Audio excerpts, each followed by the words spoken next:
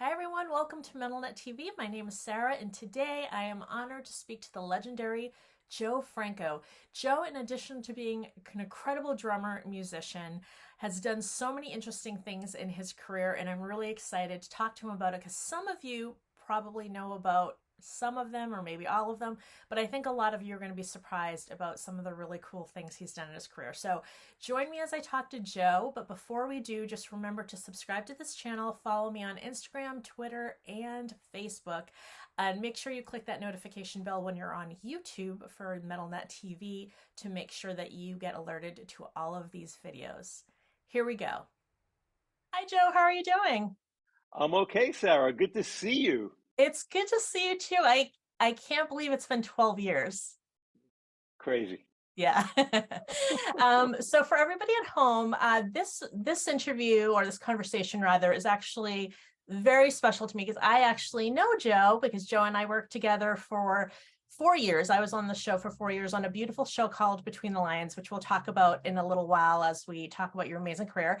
But before we do that, let me just congratulate you on 40 years on your incredible book and video, Double Bass Drumming, which was revolutionary when it came out 40 years ago, but continues to be significant and well loved. So congratulations.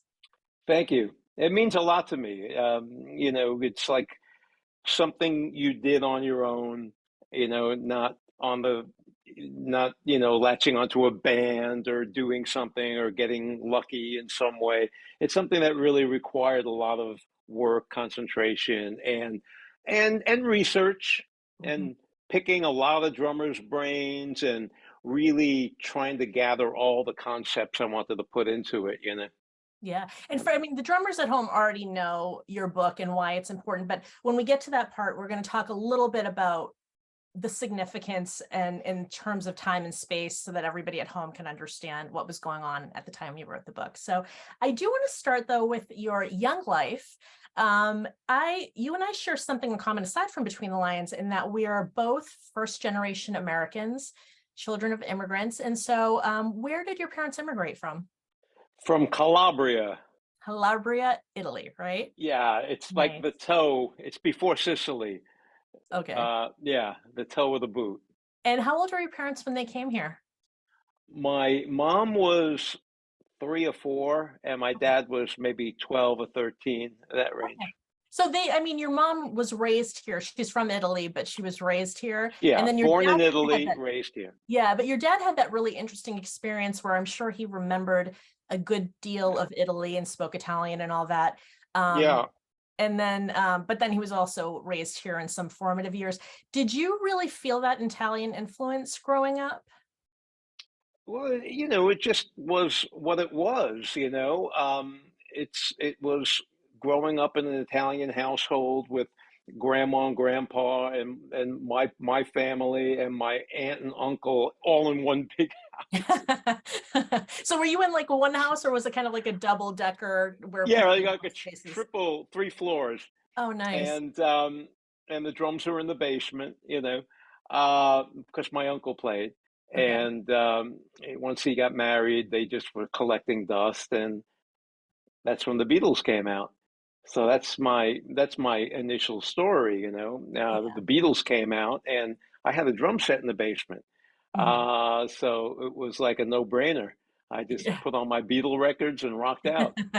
Now, was your uncle cool with that? Was he one of those people that was like, "Go for it. I'm not using them right now. They're yours to play Totally. with." He took me for lessons. Yeah, totally. He showed me my first two beats, and then he was like, "Wow, you got something going on here. I think I'll start taking you for drum lessons." And yeah, that led to meeting people and starting bands, and That's yeah, incredible. it's So we're going to go into a little bit more detail about that. So I've heard so many musicians talk about seeing the Beatles, and that seemed to be the moment for like so many people to start playing whatever instrument that they started playing.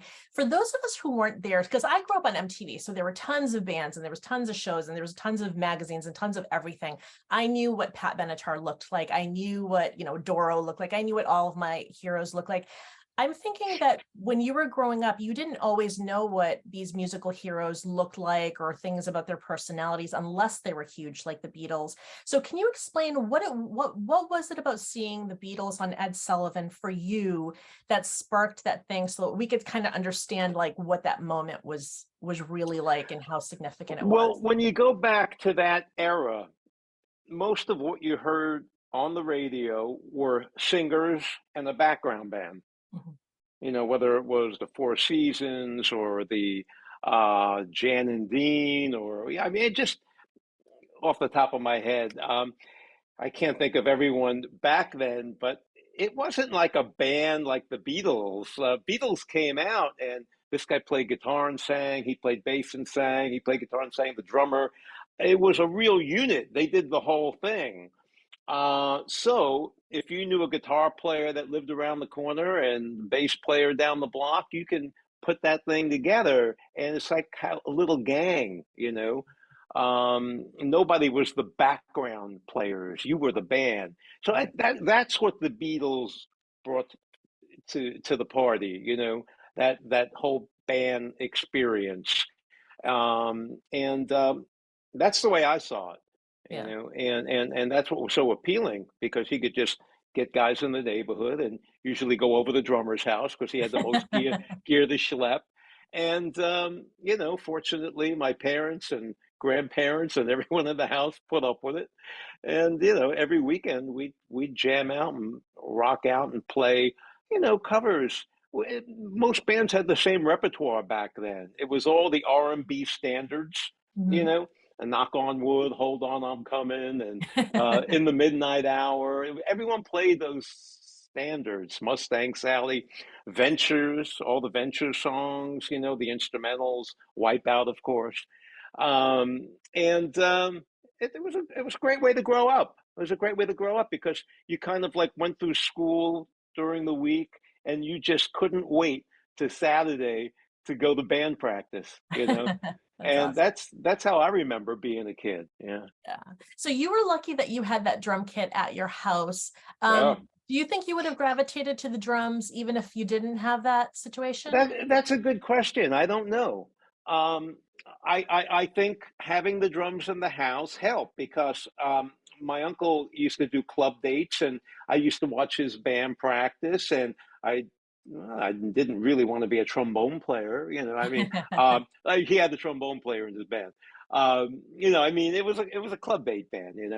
But the Beatles, with electric guitars and I don't think I wanted to be the guy out front Mhm, mhm, singing and playing guitar. I think I like being the guy in the back, holding it together. And mhm. yeah, I mean, the drummer is the most important guy in the band. So says the drummer. And and I like the function, the role of the drummer. I really do. I think he really pulls everyone together, and everyone's looking at the drummer for where we are and the time and the feel and locking into something. You're locking into the drummer, and so I like being that guy. That's awesome. And then, so you had mentioned that your uncle taught you how to play two things. What were the two that he taught you? Yeah, there was basically a rock beat and a shuffle beat. Okay. And if you know a rock beat and a shuffle beat, you can play 90% of what's out there. You know, That's I, awesome. I mean, I hate to simplify it like that, but it's all derived from a duple feel and a triple feel, you Mhm. know. So it's basically digga digga digga digga digga digga digga digga. That's a duple feel. A triple feel is digga da digga da digga da digga da. And if you take those two feels and work out grooves in both of those feels, you can play most of what's out there, most of what you hear in rock and roll. That's Yeah. awesome. And then you mentioned that your uncle took you for some formal lessons soon Yes. after. How did Yeah. that go for you? Did you relate to that, or were you somebody who more just wanted to mess around by yourself? Well, there's always good and bad that comes from these experiences. The bad was I didn't relate to this drum teacher at all. Mhm. He was like chain smoking cigarettes, like in this little room, and I was on a practice pad. not that I have anything against practice pads. Right. I I play on one every day, but I wanted to play the drums. So how did I learn to play? More because I put my Beatle records on and played with them, you know. But the good thing about going for lessons is that I was introduced to a guitar player and a bass player who were taking lessons at the same store, Mhm. and we started a band, like one of my Okay. first band. So I got to meet other Other people. musicians Yeah. through this music school. So that was so great. And one of those musicians that I met was Lenny Kutke, who played with me in school bands through high school and college, and then wound up being a good rat with me, you know. It's And amazing that I you made a met him when I connection. was 12 years old, Oh, going that's for drum lessons. Yeah. that's crazy. I love So that you brought yeah, it that so far. that's why it was a really great experience when you take all that into account and like, wow, I met my one of my first bands and lifelong friends, you know, that kind of thing. That's awesome. And so you met him early on and you started playing together right away? Yeah, Yeah. yeah, So did yeah. you, We oh, go ahead. the whole 60s and then in the 70s we became good rats together, and so yeah, we go way back, and it was from those first drum lessons that my uncle took me to, you know. That's amazing. Do you remember your first, like what you consider your first official gig, like a young person gig? Yeah, yeah, What was yeah. it? Before that, I was in a band with the guitar player down the block, and you know the local kids on the block, and we played a Sea Cadet meeting. And What's a Sea Cadet meeting, Joe? well, Sea Cadet, they're like Boy Scouts, but a Okay, different branch, or a you different know, group. Okay. yeah, yeah. a, sea, a Sea Cadet, yeah. That's awesome. So I don't even know if they're still around. You know, Sea Cadet, they're Space Cadets, but I don't know about Sea I hadn't heard of that. I just knew the Boy Scouts and the Girl Scouts. It was Ronnie. kind of like that. Picture a Boy Scout meeting, or Friday night Boy Scout dance or something, and we That's played. funny. And no, I remember it well. We had a singer, two guitar players, and me, a drummer, and no bass player at the time. Uh, and but we would get together and we'd work out songs, and you know that's what you did. And then from there, I went to this band that I was taking lessons in the same music store, and what that band was called was the Cliffhangers. Now that's very funny, I knowing saw between that. I saw that. So for the people at home, Joe and I worked on the show that we're going to talk about soon, and there was a segment called Cliffhanger. So when I saw that, I was like, did Cliffhanger come from you, or was that just a coincidence that we just a just got coincidence. I remember when that skit came in, I said, "Wow, that was the name of my first band." there? Well, it was my second band. My first band was the Galaxies. Cliffhangers came right after. That's amazing. So were the Cliffhangers same kind of thing, learning some of the favorites and going out there and Yeah, playing? yeah. Everyone played a lot of the same standards, you know, and of course, early Beatles and early Stones, and you know, we went through phases. You know, we were two guitars, bass, and drums, and then the bass player was a kid that learned playing piano when he was like 4 years old. So then the Doors came out. We loved the Doors, so he switched to keyboards, and the rhythm guitar player Lenny became the bass player, and that's my lifelong friend Lenny Kutke. So so yeah, it evolves. Bands evolve, and they break up, and Right. new bands form, and you know. Did you know at this point that you were going to be, or had you decided you wanted to be a professional musician, or did you still think It, that you were going to do something it, conventional? no, I mean that was my dream. You Yeah. know, you never know what's going to happen. You know, it was my dream. As a kid, you know, as you grew up and went through high school. High school were my formative years. Anyone's formative years, right?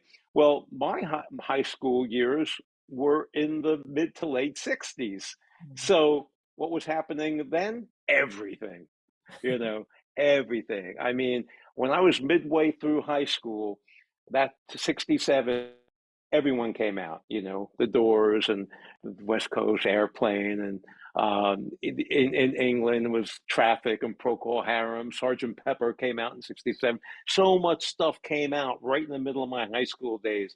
In '68, the Fillmore East opened, and I got to see, everyone, the Who, the Cream, everyone played Hendrix. I saw Hendrix's first show at the Fillmore. Um, it was what a time to grow up, because you think about that. Think about all those bands I just mentioned. They were playing these little places, Right. even clubs. I used to see, Sly before he even had a record deal. He was playing the same standards we were playing, those R&B standards. And I didn't even know he was from San Francisco. I thought it was like a local guy. And the Rascals, and it was a real scene. See, in New York, that was the scene. Rascals, Vanilla Fudge, the Vagrants, which was Leslie West's band. They were the big bands in my neighborhood. They were like our version. The Rascals were like our version of the Beatles. Mhm. They had hit singles. They all had a cool vibe, a cool look. And they all played local. They played my high school, the Rascals, in How '67. lucky were you to grow up in New York City, right? You were in New York City, so you probably got Yeah, to see things that most people wouldn't have ever seen in their young life. no, no. I mean, I'm blessed to have grown up in that era and saw the first version of all those bands, Mhm. Pink Floyd putting speakers up and down the aisle, the Fillmore, just stuff like that. That's like, that's where it all began. And people are still listening to that music. It's so great. Right. You turn on the radio and I hear the stuff that I grew up with. And it's popular with three generations since, Right. kids are listening to Pink Floyd. you Hmm. know? They are. So I might be fast forwarding a little bit, but you were in a band called the Good Rats, which Yeah. was extremely well regarded, well loved, and but mostly I think known in the Northeast, right? Like you guys would Yes. open for these major acts, like maybe when they came to the Northeast part of the country. Yeah. Yeah. So how is it that you got to be in that band? How did you meet folks, and how did you get your in? What was like your audition process? I guess is what I'm asking. Well, it's kind of a long story short. Mhm. Um, was I was taking some drum lessons from a guy that was looking for a guitar player and bass player, and I had just left the guitar player and the bass player, so I recommended them. And so these three people were joined by the Marcello brothers, which was the core of the Good Rats, the two brothers, one the songwriter, one guitar player. Um, they got into this band, and a month later they said, "We love these guys, but we're not really bonding with the drummer."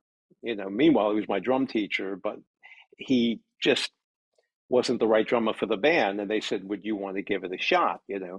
And I was with this other band that had a record out, and at the time, and I wasn't so keen on it. But what sold me about the Good Rats is they had a production deal where they can go into a recording studio and record whenever we had a new song. And I had no recording experience at the time. So that's what sold me. I said, I have to get some studio chops and know what it's like to go in and make a record. And so I gave it a shot and loved it. And I stayed with them 10 years, from 72 to 82. That's amazing. And Joe, what's the difference between a production deal and like what we hear about record deals?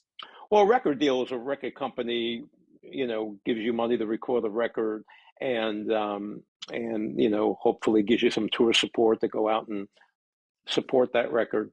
A production deal is something that, okay, I have a recording studio, and we have downtime here and there. So during this downtime, why don't we find some local bands Mhm. that we feel is really promising and give them free studio time? And if they do get a record deal, we get a cut, or we get to Gotcha. do the record. I mean, every deal was different, right? Right. I mean, Queen had a production deal at Trident, one Okay. of the best studios in the UK, and that's why their record sounds so amazing. They would go into the studio whenever they wanted to, and they, grew their studio chops really early.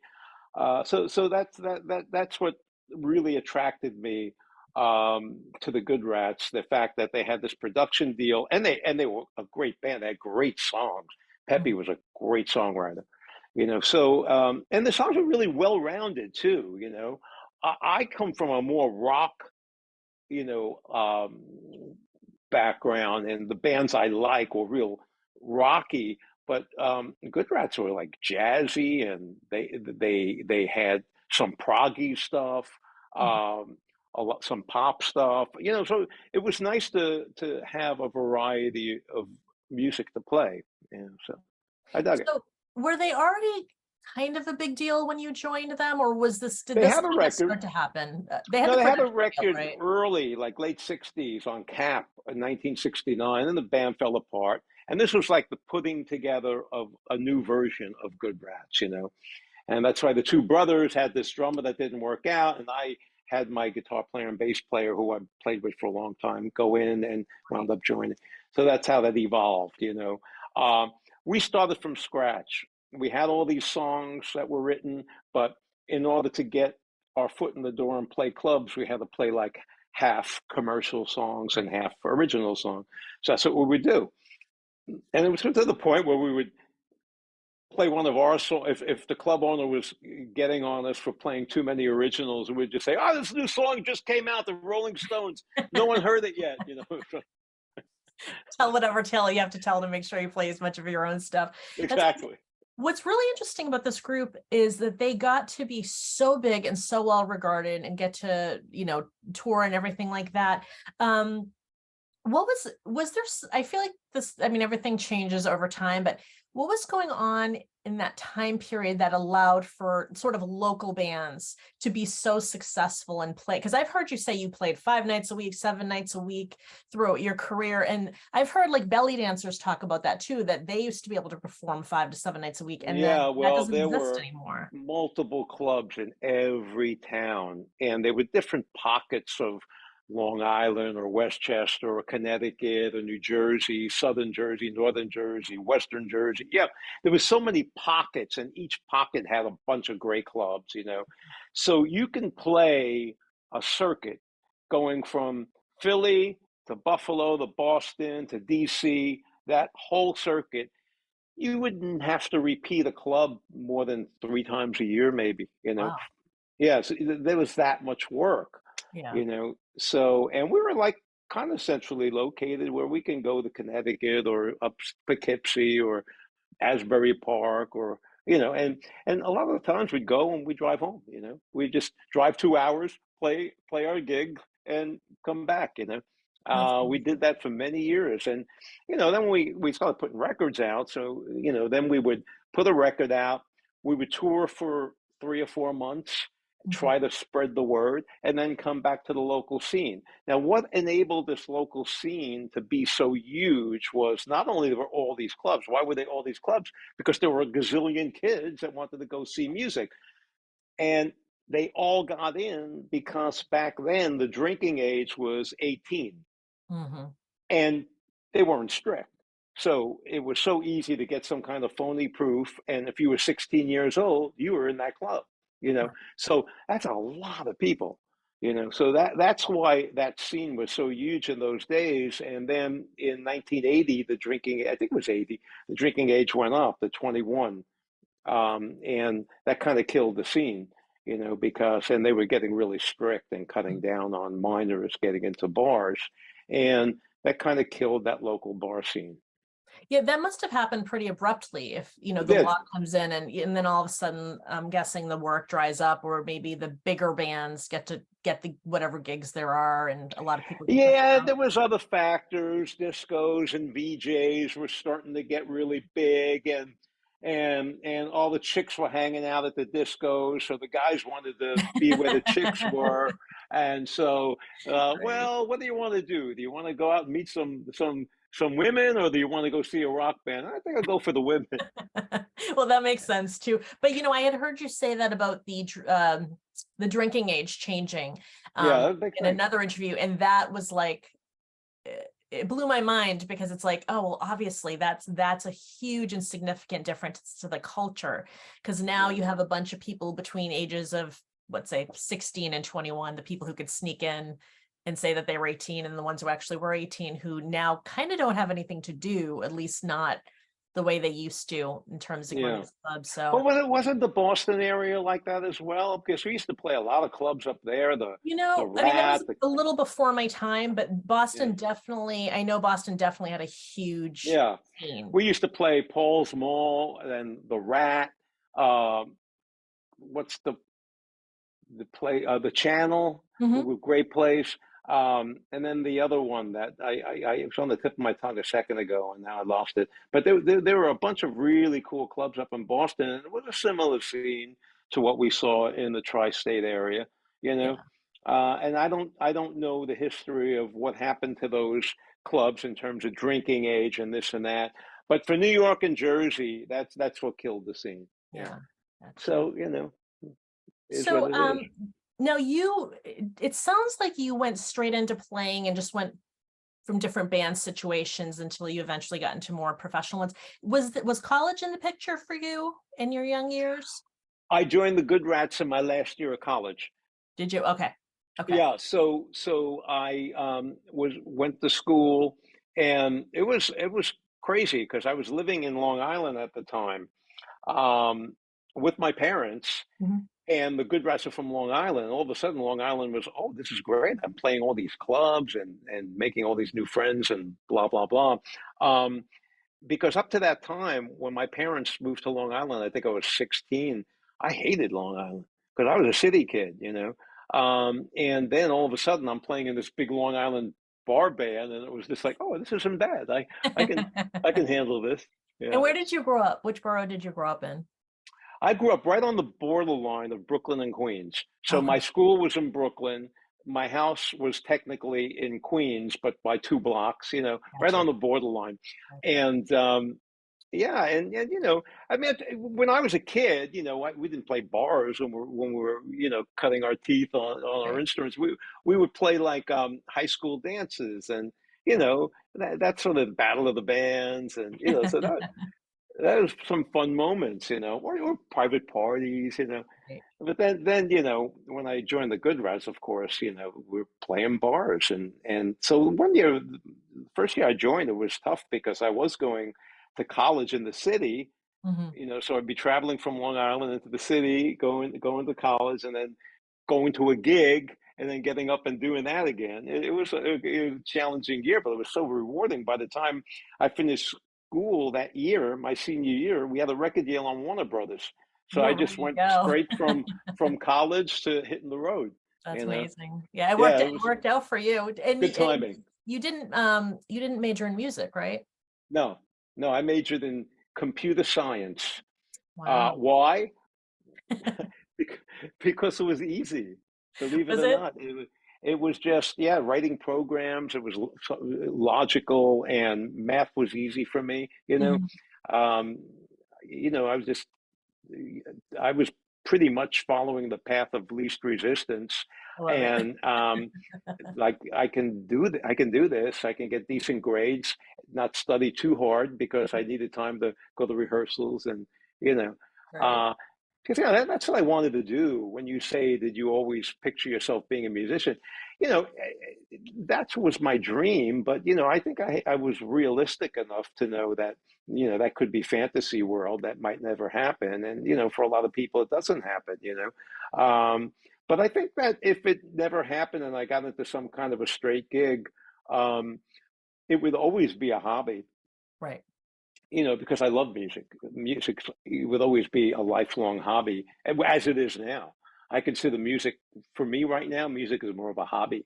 You do I want to hit a tour bus and tour the world? No. You've been there, done that. Check that box.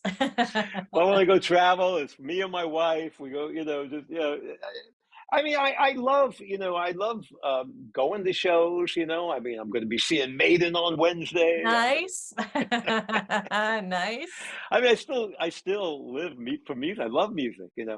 but I don't I don't know. I just in years uh, years go on, and then COVID hits, and right now I kind of like being home with my friends and family, and starting to travel a little more now, and yeah, like that. You Yeah. know, Yeah. I Well, before we get to what you're doing right now, we have a few more bands to talk about, quite a few more. Should we move to Twisted Sister or sure. yeah? So, how'd you get that gig? Well, I've known these guys forever. Twisted Sister, they used to open for the Good Rats. Mhm. I mean, they're really good friends of mine. We would hang out if we all had an off day, especially like a Monday night wasn't a big gig night. I'd hang out with those guys, and when AJ left, basically, I offered to give them a hand with their demos, and I felt like I was the logical choice because we were good friends. I didn't assume anything, but eventually they asked me to do the record and do a tour with them. But it was a very weird time because we're talking late '80s, and bands kind of like are forced to sound like what you hear on the radio, Right. And at that point, MTV was so big, and you had to go that route. So, Twisted kind of looked passe with the makeup and costumes, and so now they had to be more of and I hate to say hair bands because but they got Kind of labeled. lean a little bit towards the glam and away from the traditional Twisted Sister Well, look. but also they wanted the sound slicker. Bands won't need were I mean, you hear like bands, like even bands like Poison or Motley, most of their hits were these big power ballads. They weren't the raucous stuff they all started with. So Twisted was guilty of that as well, and they went for something slicker, more melodic with the Love is for Suckers record. And fans didn't buy it.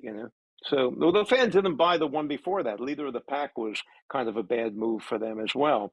But I joined Twisted because Dee had kind of planted this thought early on that he wanted to do a new band and Mhm. wanted me to be the drummer, and that new band wound up being Widowmaker.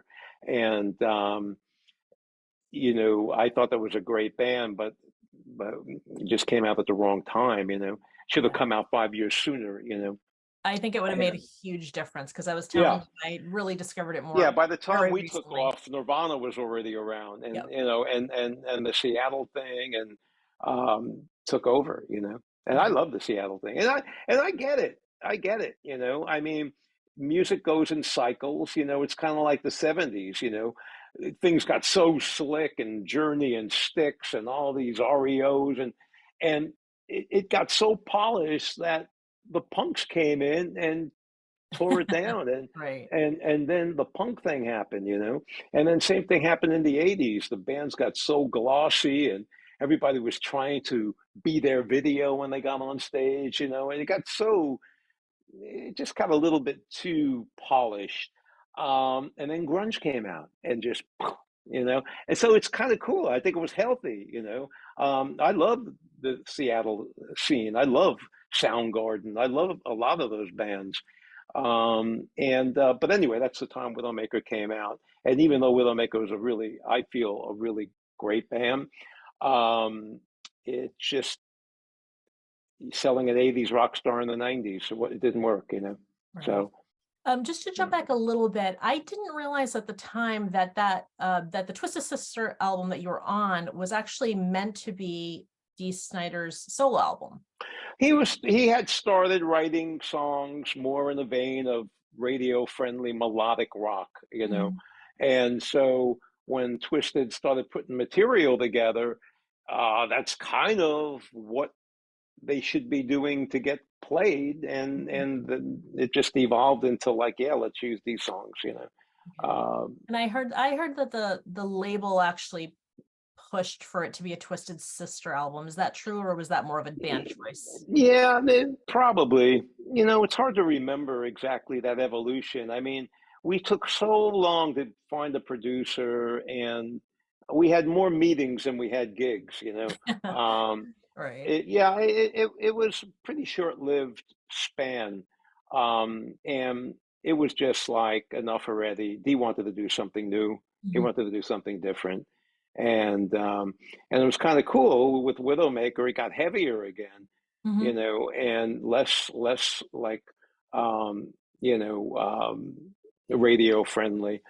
And but we never really had any muscle behind us. There was no major label behind us. There was no money behind us. We were just going out there and playing some great kick-ass rock, but we didn't have the machine behind us. So it just didn't happen.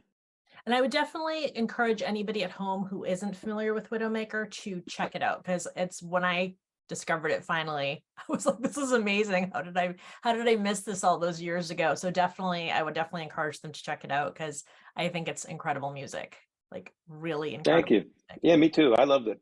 Yeah. So before we move on to your double bass drumming book, there were a couple of other projects, music wise, that you've worked on that I wanted to talk to you about. You had mentioned to me before we started that you actually worked with Doro, who is a favorite of MetalNet TV family.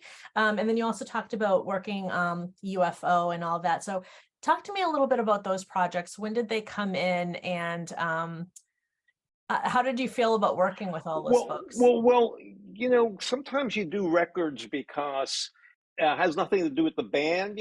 Sometimes you latch on to, say, a producer who really likes working with you, Mhm. and he brings you into some of his projects. And Doro was one of those producers, a producer named Jack Ponte. Mhm. He was involved with Bon Jovi and Skid Row in the early days, and he produced a band called Baton Rouge, Mhm. which I play drums on. I don't think I get credited. I think I get a special thanks, but I Oh, play okay. drums on that record. And then when he did the Doro record, Doro didn't have a drummer. And I did that record. So that's how you get involved with that. I was never in UFO. I played with Vinnie Moore. Oh, I'm sorry. I Yeah, did I did two of Vinnie's records, and I love playing with Vinny because I remember the very first Vinny record. There was a genre. I'm trying to think of the year. It had to be like mid to late '80s, that '86, '87. In that era, there were these guitar records, Guitar Heroes, Mhm. Yngwie Malmsteen, Tony McAlpine. I heard Tony McAlpine's first record. Steve Smith played on that, and I was like, "Oh God, I want to do one of these records." Then this guy Vinnie Moore comes out, and Tommy Aldridge did that record, and I'm like, "Oh, I gotta play on one of these records." Mhm. So I'm playing out of the NAMM show, and Vinnie Moore comes in to check me out, and he just says, "Hey, I'm doing this new record. I really wanted Terry Bozzio to play on it, but Terry doesn't want to rehearse, and that kind of turned me off because I really need to rehearse this stuff. Would you be interested in doing my record?" And I was like, "Oh my God, this is what I'm waiting for. I want to do one of these guitar records." And so that started a really nice relationship with Vinny. We did his Time Odyssey record, and then after that, we did his Meltdown record, and this other kid, Blue Saraceno, around the same time. I did two albums with him. So yeah, I was doing a lot of guitar records. Oh, that's Leslie West, which Mhm. led to me playing with Jack Bruce. I did a record with Leslie and Jack, which was, they were two of my childhood heroes.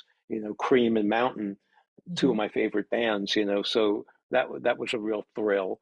Um, but yeah, it just evolve. You get out there, you play around, and you get asked to do stuff. The biggest thing I had going for me is I was from New York, so it's really easy to make a name for yourself in a big city that's going to, yield results. You make a splash in New York, and you're going to get work. So I was very lucky to grow up in New York.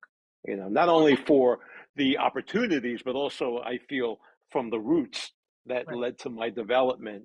Seeing all these bands, I had to pass through New York, and it was really a good way to grow up as a musician. Yeah. That's amazing. So the next thing that you've done that is really incredible is, as I mentioned earlier, you wrote this book, the Double Bass Drumming Book. And to give a little context, I think we should give the audience a little context because people who do not play drums might not understand that in 1982, when the book came out, there weren't the resources that we have today. So first of all, there was nothing like YouTube where you could just go look up anything that you wanted. There wasn't a library there weren't like a ton of books. Like when you walk into a music store now, there's like thousands of them, you know. And also, my understanding is that double bass drumming was still kind of a relatively new thing. So there was only what, like a bass drumming book that had come out like 20-ish years before, a double bass drum, and then somebody had like a chapter in one of their books. So there was really very little resources out there for this new thing that people were really Yeah, excited yeah. about. Basically, I had a local publishing company from this drum center, Long Island Drum Center. They started a little publishing company and encouraged me to write a book because I was a local big name rock drummer, and you should write a book. You know, even if it's just sold in the neighborhood, to do well. You know that kind. So you know, I didn't want to write a book for the sake of writing a book, but at the time I was heavily researching expanding my double bass vocabulary. I would talk to Terry Bozzio and Tommy Aldridge and Steve Smith, you know, drummers who I'd run into, and just putting ideas together for this book. I didn't want double bass to just be, you know, a fast single stroke roll or a fast double bass shuffle. I wanted to do things more musical with two bass drums, and that's what led me to develop a system of playing. Um, and I don't know how drummer lingo you want to get here, but just to give you a general idea, it's a way of playing rhythms in a very organized way. And then that's one part of the book, and then the other part of the book is breaking up the hands and feet in different multiples, you know. And then another part of the book is based on a single stroke roll and playing a lot of cool stuff over it, different combinations of stickings, and altogether, it's a lot of material. And I was gonna actually write a second part, and then when I was asked to do a video by a company, at the time they just had one video, I think they had a Bill Bruford video, but they were a really slick video company, and I went with them, and all the stuff that I wanted to put in the second version, I said, let me just put it all here because things started getting busy. Then we're talking mid '80s, and I was doing a record with Fiona, a record with this metal band from Holland. And I had a bunch of things going at that time. So I didn't really have the time to develop another book because the Second book that book. I wrote took a year, you know, but I had that year, you know, in '82, I had just finished a tour with Chilliwack, a Canadian rock band after Good Rats. And I came home and it was the first time in 10 years I didn't have a steady gig, you know, and that's why, oh, now I can write that book that I've been thinking about, you know, and I really got into it. I got into teaching 2 days a week where I can try out the concepts, and um, it was a cool experience, the whole thing, because once the book hit and there was such a void in double bass material, was asked to do drum shows, PAS shows, NAM shows, drum clinics. At the time, I was endorsing Premier Drums, and they were really nice to me, where they send me around the world, you know, the whole UK and all over the US, and to do drum clinics. And it was great. It was just like, because I still enjoy doing that. That's what I have a real passion for doing, you know, just helping kids that are learning, steering them in the right direction, whether it be a grip pattern, stickings, footings. You know, I enjoy music education. So yeah, that's kind of stayed with me. I've been, you know, really passionate about that That's for my amazing. whole life. I Yeah. think one of the things that was really interesting about you putting together this book is that you created the system called the single stroke system, but then Oh, you you also did too create. much I research. did. I watched the whole thing. It was amazing. See, I wasn't going to go there, but I'll go there a little, just enough. okay. But you had to create a vocabulary that I'm Yeah, guessing yeah, didn't really exist because it was still at the beginning. There were people doing it. There were people yeah, playing the double bass drum, but there wasn't really a yeah. vocabulary. So my question to you is that when you're in this position, do you empower yourself and just say, listen, this doesn't have a name, I'm going to give it a name? Or do you talk to, let's say, other drummers and say, what are you calling this? What are you calling this? And Oh try to no, find no, I gave it consensus? the name. I totally gave it the name, Yeah. and because that's still the way I play double bass, single strokes. There are guys out there playing rudiments with their feet. And I had, you told me you read that Marvin Drummer Yes, I article. did. Yeah. As I say in that article, I mean, I'm playing two bass drums to move air. Simple, powerful, cave your chest in kind of drumming. That's what I employ, and that's best done with single strokes. As soon as you play doubles with double bass, unless you have triggers on them, which most of these speed metal guys have, it's not really moving air. You're playing a lot of notes, but you're not really physically moving air. I can't play half the speed as those guys, but I'm louder. That's right. That's right. Can I ask a 101 question? Yeah. So I watched the whole video, and I actually really had an understanding of the concepts that you're trying to get just from watching the first few chapters, because it was very organized. Like you said, you broke it up. You broke it up in a very organized system to follow. The one thing that I didn't understand until recently, and I don't know if I still fully understand it. What's the difference as a drummer between choosing to play be a double bass drummer and having a double pedal? Well, as far as notes, nothing is, there's no difference. You're just basically playing two pedals on one drum instead of two pedals on two drums. The cool thing about playing on two drums is that you move more air. You kind of like, if you're playing a fast 16 stroke roll, you're doing like on two bass drums, right? If you're on one head, the head doesn't have enough time to vibrate, Okay, because it's getting hit before it even reacts to the hit before it. before it, yeah. But on two bass drums, you're giving a little more space to each drum. That makes sense? It does. And also I would imagine that you could get different sounds from your two different if you You can. I want mean, to. there's different concepts. I mean, Ginger Baker used to have two different size bass drums.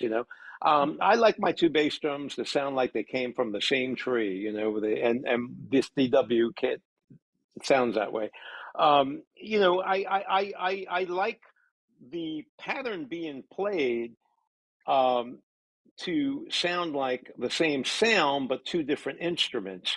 It's hard to describe, like if you stood in front of that kit as opposed to that kit that has a double pedal, Mhm. you would just, it's a whole different trip. You have a little bit of a left right thing. It's not all coming from here. It's like listening to mono and listening to stereo. I was just going That's to ask the you easy way to put it, that. right?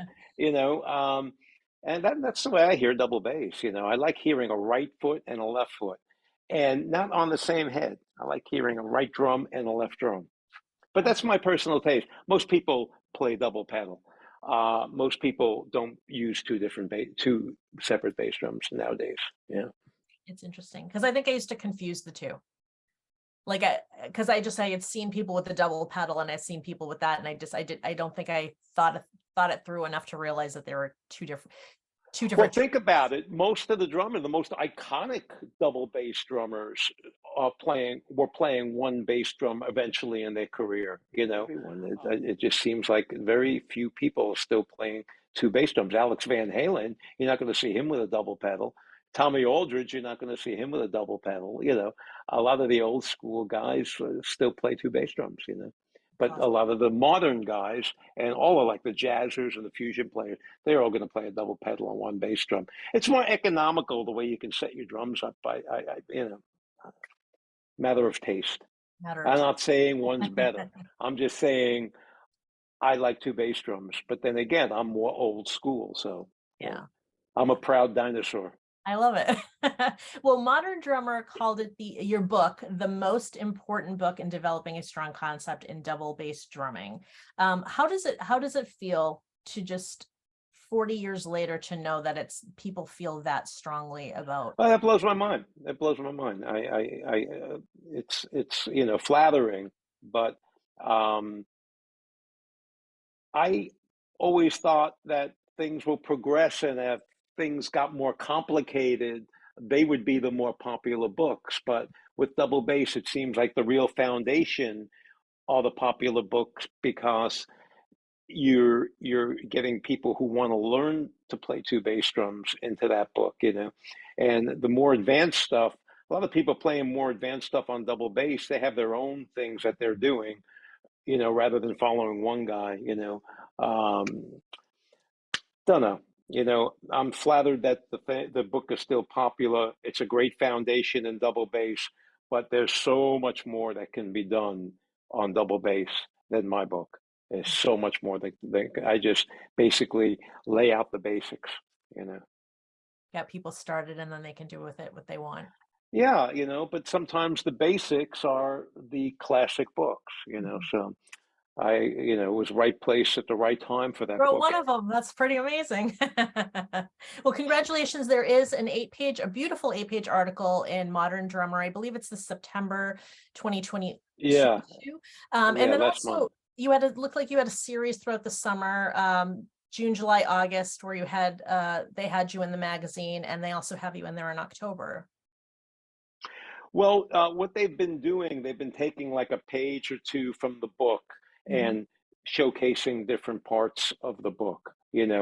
Um, After they run out of doing that, I might get involved. And I had mentioned this to them when we did the article of maybe me doing like an author perspective in pieces of the book, and I think that could be interesting. So I'm not done with it yet. That's more awesome. more to come. Yeah. Fingers crossed. That's awesome. All right. So congratulations on that. Now we get to move into the thing I'm most excited to talk to you about, which is Beat Street. Because I have a personal connection because it was a studio that I got to kind of hang out in a couple of times. And what I want to know is what inspires a musician who's been touring and getting to do all of these things that people dream about? What inspires you to say, you know what, I'm going to put together a studio and start doing all this different kind of work. Now, I feel like your story has two different angles. One is a personal, and one is more from the maybe professional things that you want to scratch and that sort of thing. What was going on in your life right before you started Beat Street?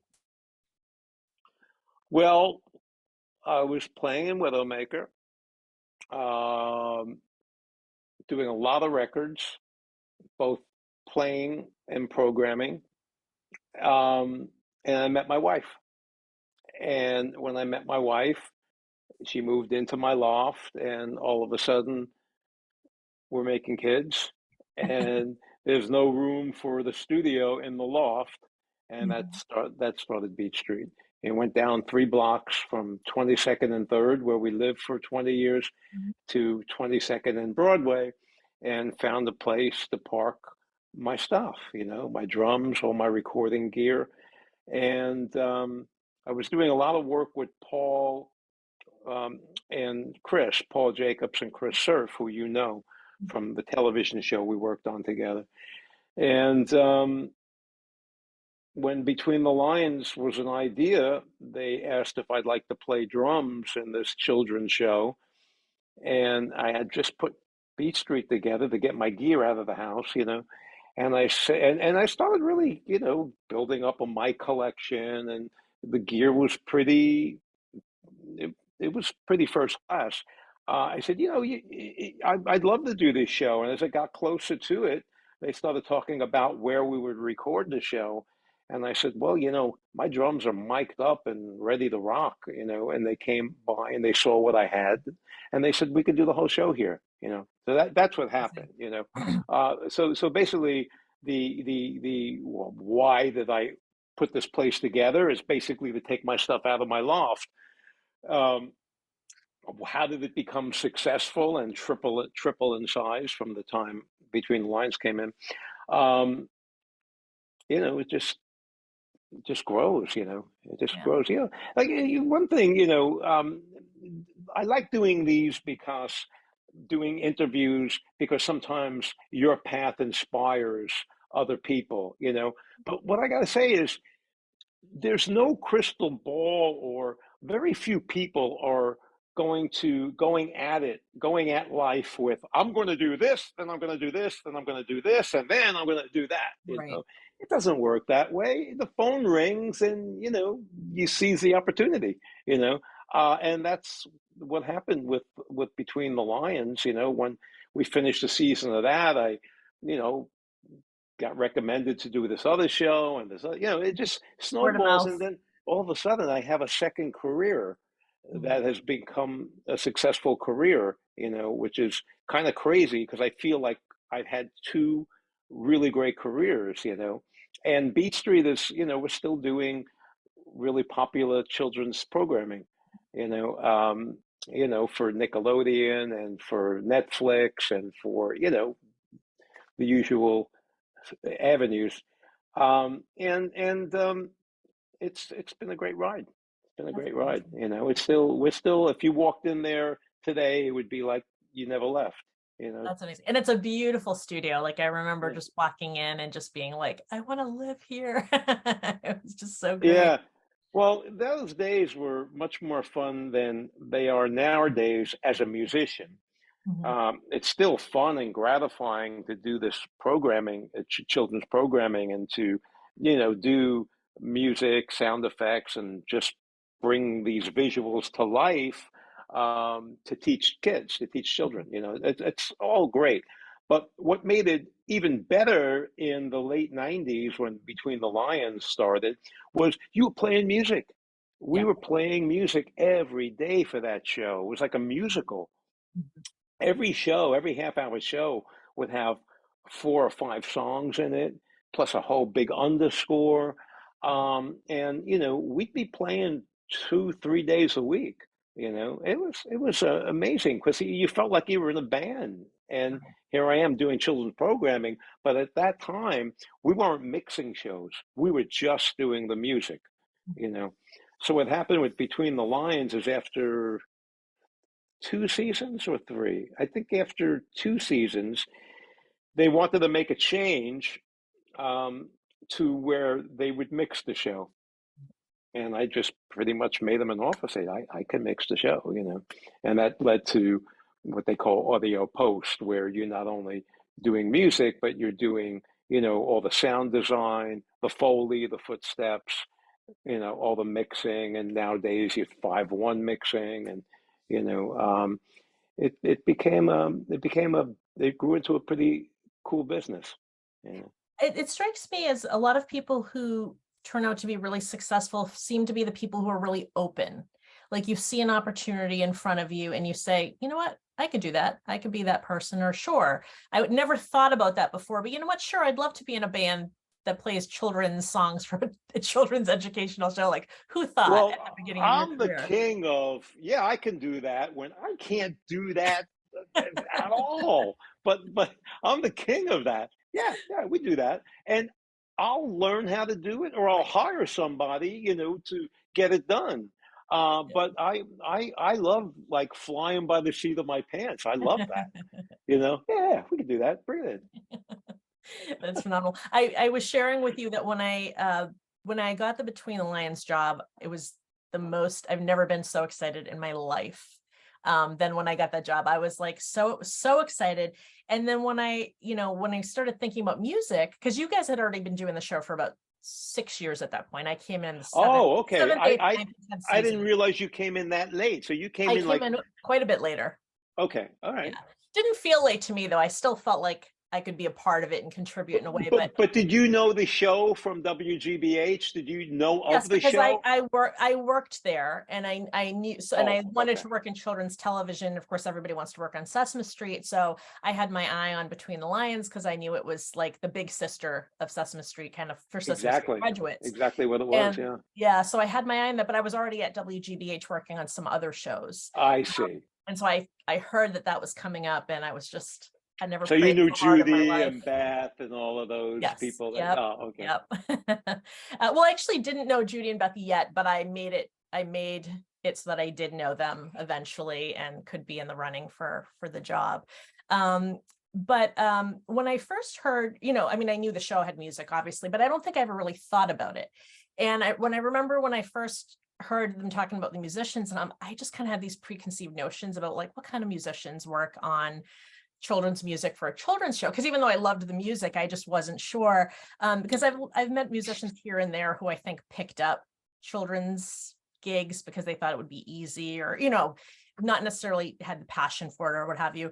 And then Judy Stoya, the executive producer and one of the most wonderful human beings on earth, and I had a conversation about the musicians, and she started telling me about you guys and all the gigs that you guys have had and all these major tours and major albums. And then she mentioned your name, and I pretty much begged her to be kind of like her right-hand person to work with the musicians, which is how I landed. I was able to basically be at Beat Street a few times during Yeah. the years there.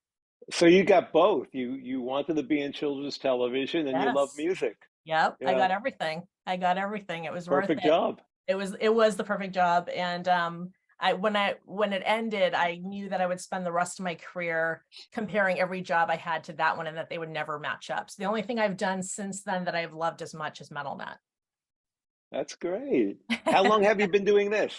This is going to be my third season. So I started it pretty Oh. much when COVID started. Something I always wanted to do, and I was like, you know what? The universe has told me now is the time. So Yeah, I've been doing a bunch of drum podcasts and it's all the same thing since COVID, yeah. you know. A good friend of mine, John DeChristopher, I don't know if you know I that name. actually I don't know if I don't think he would remember me, but I temped at Zildjian summer between college and Oh, grad school. So I do know John DeChristopher. I don't think well, he remembers. Johnny, he does all of Modern Drummers podcasts now. Yes. I Yeah, watched a really fun one with Myron Grimbacher and Greg Bissonette, which is I hilarious. saw that one. Actually, you did see it because you were one of the people who asked questions Yeah, I saw that one. during that. That's really funny. But yeah, so I actually had that little, that was accidental. I was just working for a temp agency and they were like, "You're gonna go to Zildjian tomorrow." And I was just like, oh my God. I love that factory. I love that place. Yeah. Yeah, it's not far from where I live. It's maybe not Norwell. even 20 minutes. Yeah, Norwell is really, really close to where I am. So Joe, your Beat Street does a ton of really cool stuff. You obviously do TV, feature film work, which you talked a little bit about the TV side. I assume you have people coming in there making albums. Is that correct? Or is it a little bit more? That's not our everyday thing. It Yeah. really isn't. We're more, we do film work. Most of the film work we do is ADR because, and worldwide, it's kind of cool. We'll get a call from France or Germany, or we're doing this film and now the actor is in New York this month. Okay. But we need to do a bunch of pickup lines. We get a lot of that kind Right. of work Yeah. because we have all the technical hookup stuff and all that. Um, but we do podcasts. We I just did saw a that. Metallica Audiobooks. podcast. We do video games. We Yeah. do people come in and read audio books. I mean, it's like everything audio we do. And there's so much audio out there. Yes, there is. Then so. And now the television shows, there's so much television because you're not only doing things and we do a lot of children's television, but there's not just PBS and Nickelodeon now. Now you have Amazon and Netflix and Apple TV. Everyone's doing children's programming, so there's so much work out there. Yeah. You know, It's incredible. yeah. And then during the distancing years, um, I heard that you had to reinvent the business like a lot of people did. And Yeah. tell me a little bit about that. Well, basically we're in the middle of three. We're in the middle of three different shows with Sesame Workshop, animated shows. And what are we doing? We can't stop production because you're doing all the voiceovers, right? And then they're doing storyboards and they're starting the animation and but now there's no more voiceovers. Now, what do we do? Cut everyone loose, So what we did is we went into all the puppeteers' homes with FaceTime. Let's see what that closet sounds like. let's hear what that room sounds like. And we found rooms in their apartments or their homes, and we sent them gear. We put a gear list together of what we can do to get professional sounding audio from the puppeteers. And so all the Sesame Muppets, we had Elmo in his closet, we had Big Bird, and he had a living room and whatever, whatever they had. And do you remember Matt, or from Beat I Street? do. Matt, Yes, I yeah. do. Yep. Well, Matt's still with us. Well, that's Matt is amazing. still our head engineer. He's been with me almost 20 years. So he was instrumental in putting that together. He would, get on the horn with all these people and coach them into delivering good sounding audio. And then we had the remote rig where we can actually control their system. It's not like they had to learn Pro Tools. Right. We just gave them, laptops with all the stuff loaded, and we ran it from our end, you Mhm. know. And it's been interesting, the whole COVID thing, because one of the good things for me personally is I'm able to run the business from here. I mean, I don't really physically need to be there. I just have to talk to everybody every day and, make a plan and who's doing what and all that. And it doesn't really involve me being there physically. Um, and in my engineers as well, if they have some editing work to do, they don't come in. They can do that at home. And we have a cool system going where, now more and more people, well, not only the session work is in person now, but now people are actually coming into their mixes again, which is great, because you want the feedback, and there's nothing like the feedback when you're right next to a person. The Zoom thing works, but it's not like being in the room. There's more energy and there's more team spirit when you're physically together in the same room. And that's starting to happen again. Even though COVID hasn't gone away, No, it hasn't. most people either have it or they're quadruple vaccinated, and people don't really think about it much. I never caught it, and I still get on trains and planes, and I don't know. I never caught it. I feel Lucky. really lucky. Do you have some clients that are looking to you for that kind of system? Folks that want to work remotely that say, "Listen, we know that Beat Street can do it." Yeah, yeah, that helped. And what also helped is having the being SAG after approved of COVID safety. We Mhm. we kind of jumped on that early. You had to, because otherwise you're paying like a ridiculous Manhattan rent and not Not not using bringing it. in any Yeah. business. How So quickly we did you had see it coming? So if a lot of us went home that March, we started working remotely. How soon did you realize we need to start doing something? we figured it would be over in a few months, but when it was into the second month, Yeah. we better reinvent this. Yeah, I'd say maybe 4 to 6 weeks, and we were working in a different fashion. Mhm. Um, you know, it was challenging, but I love that. I love challenges, when it just becomes connect the dots, and it's like when you're doing a new show. Those first 4 or 5 episodes are so important. You're setting the footprint for all to follow. And then once that show develops that sound, that flavor, it's just like, all right, what's next? It does get a little Um, repetitive after a while, well, after but some that, point. but in a good way, because there's a lot of work in the early go, and if every episode was so hard to do, but it's so hard because you're really inventing it. And then once you establish that sound, that sonic brand of the show, then okay, we got this. This is great. We created something great, and now 20 more episodes will follow, and that's in that fashion that we spent so much time putting together. That's amazing. So, Joe, I have a few final questions for you. You are a person who's very open to new experiences and that, but is there something that you see in your future that you hope to do in your future that you haven't done yet? No, I'm trying to simplify things for Mhm. myself now and just enjoy life, enjoy my friends and family, and keep my business going and keep my drumming going.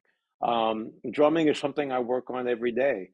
more so now than I have in past years when I was so busy with Beat Street. Now from working from home a lot, I practice a lot more. Um, what am I going to do with this? I don't know. I haven't figured that out. I'll probably just start a band and play out, not the tour the world, but just to get on stage and play drums, because I just love doing it. So, I'm figuring that out right now. But, in terms of like, do you want to do something you've never done? You know, um, I like to shoot a round of high 60s in golf, I like, There you that's go. never going to happen. Are you a good golfer? I'm guessing Oh that you're not man, amazing. you're never a good golfer. There's certain things in life that you can really master, okay? Golf is always going to kick your ass. Ask Alice. Okay, and then is there any advice that you can offer for to musicians who want to work professionally in the industry? And you can take this on the musician side or on the producer side. Oh, okay. Well, musician side, you just want to play with as many people as you can. You want to perfect your craft and develop some technique and facility. You have to do that. But then, it comes to really making music feel good, as a drummer, say, really being a fun guy to have in the room, because, that's very important. You can have all the chops in the world and be able to play anything, but if you're boring or you're just like somebody that no one wants to hang with, so personality is really important, you know, um, and just what you bring to it.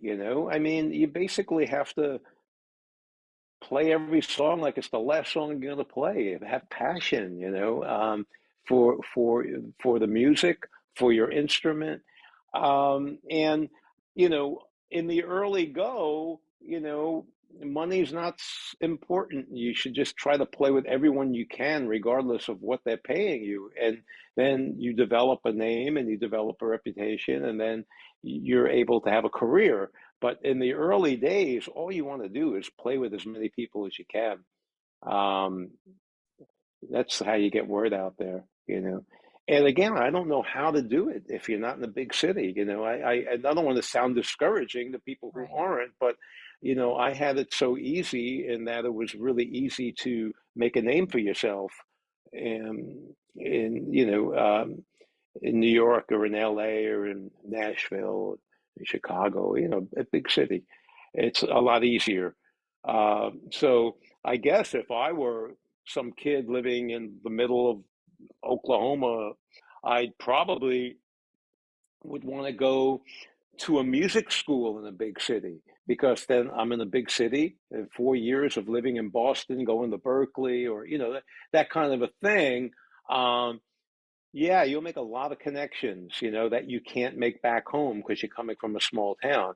So if you're really serious about music, go to music school in a big city. And then you're going to gig and make musical connections in that city. And those are connections that last a lifetime, Um, That's great. Thank you. And then in honor of the 40th anniversary of double bass drumming, do you have a tip that you'd like to share with the audience? a tip. Yeah, a tip or something to know about double bass drumming. Well, practice things slow, build up speed, practice with a metronome, all of the regular stuff, try developing some of your own patterns, rather than taking things out of a book or stealing them from someone else, nothing wrong with stealing because, or shall I say borrowing, because everyone plays differently. Everyone has different hands and feet and express themselves differently at different volumes, different size drum. So sometimes even if you are trying to borrow from somebody, it's still going to come out unique because you're a different person than the guy you borrowed them from. So um, I don't know if that's much of a tip. Well, so the Uh, classic but advice that you would give for learning any instrument. Yeah, learn patterns and start slow and build up tempo and play steady, play with a click, play with records, because find a record that has something that you can apply that pattern to and play to it. most records nowadays are played with click tracks, so playing with a record's like playing with a click track, you know. So that's really important advice, important stuff that wasn't really there when I was growing up, you know. I mean, tempos were all over the place from the early days. It felt great, you know, but it's people are more rigid nowadays, and I guess that's a good thing because I think when you develop good time, then you could just go out and play without a click, and it's going to feel better, you know. Um, yeah, All right. Well, thank you so much. And it was so nice to catch up with you and spend time with you, and an honor to be able to interview you for MetalNet. thank you, and congratulations on your third season. Thank you so much. I'll be sure to tune in. Absolutely. And you should come back as well. Okay. I hope you enjoyed this interview with the legendary Joe Franco. As you could tell, I have a really special place in my heart for him, so this one was really special. I hope you enjoyed it as much as I did. Before we leave, just want to remind you one more time to make sure that you're subscribed to MetalNet TV and make sure that all of your friends know about it so we can give love to these incredible musicians and we can get some more. Make sure you stay tuned for more interviews coming up next week and in the following weeks, and I will talk to you soon. Take care and much respect.